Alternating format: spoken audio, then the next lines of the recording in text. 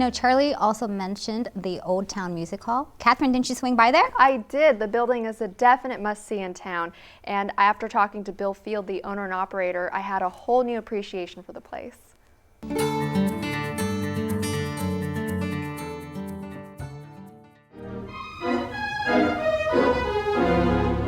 Back in the 1920s, going to the movies was a real treat, and there's one man in El Segundo trying to replicate that experience.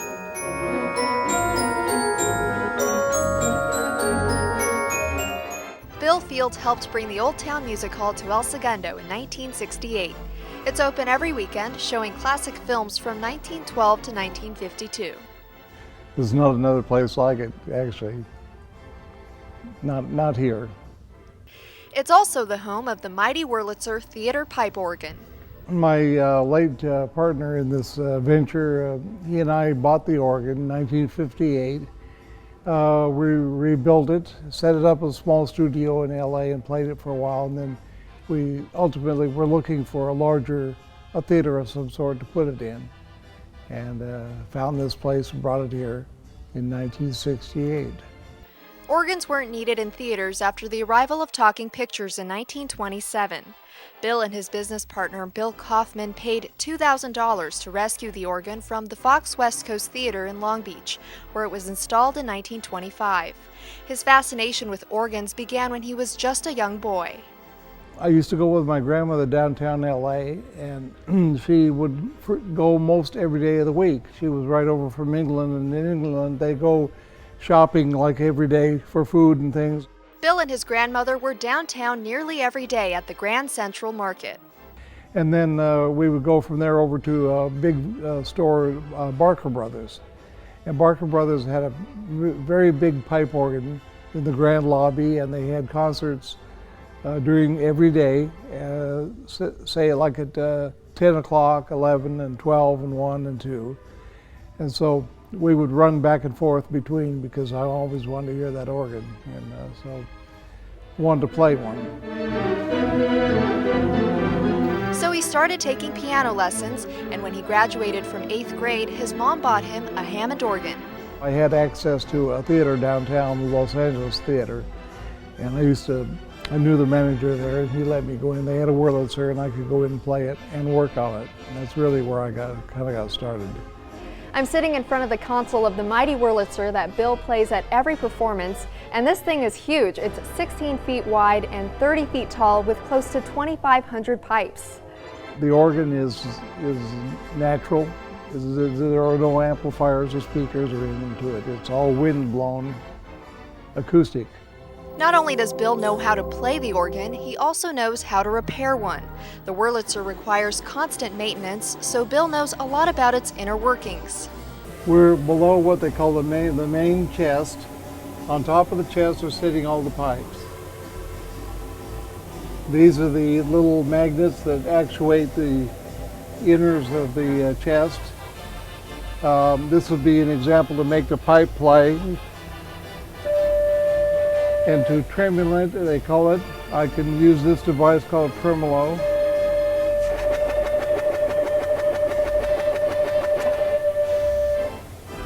And there are about 10 of those different ones, so the whole organ has different effects. It creates a more orchestral sound.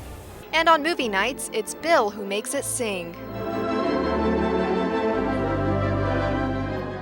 He begins by playing songs from the year the film was released,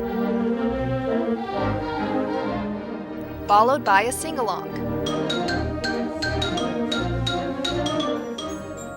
Then there's a short comedy before the feature film. And if the feature is silent, Bill plays the organ to provide its music and sound effects. Wings, the only silent film to win an Academy Award for Best Picture, was recently shown and lasted 2 hours and 18 minutes.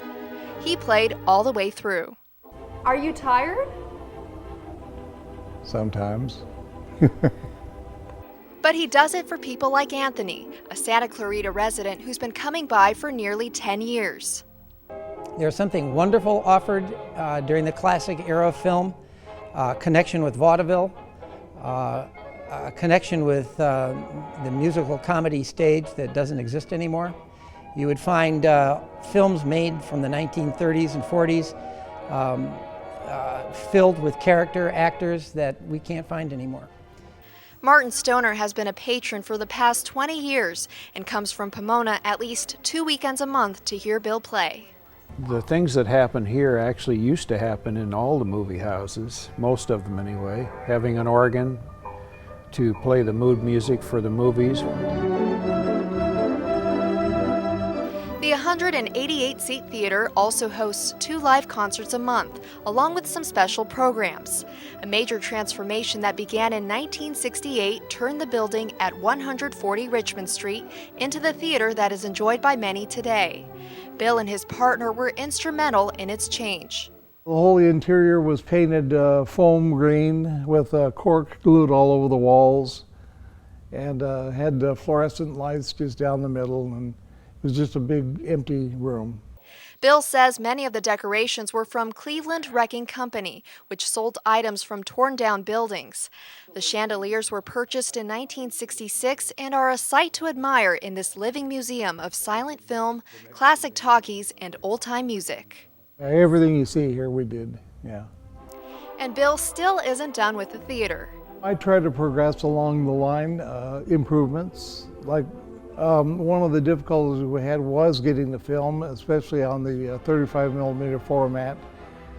And I have a big collection of 16 that we ran for years. I still have that. But we did move over to digital. But as for the mighty Wurlitzer, well, that's not going anywhere, and Bill isn't either. Not for a while. For El Segundo TV, I'm Catherine Chen.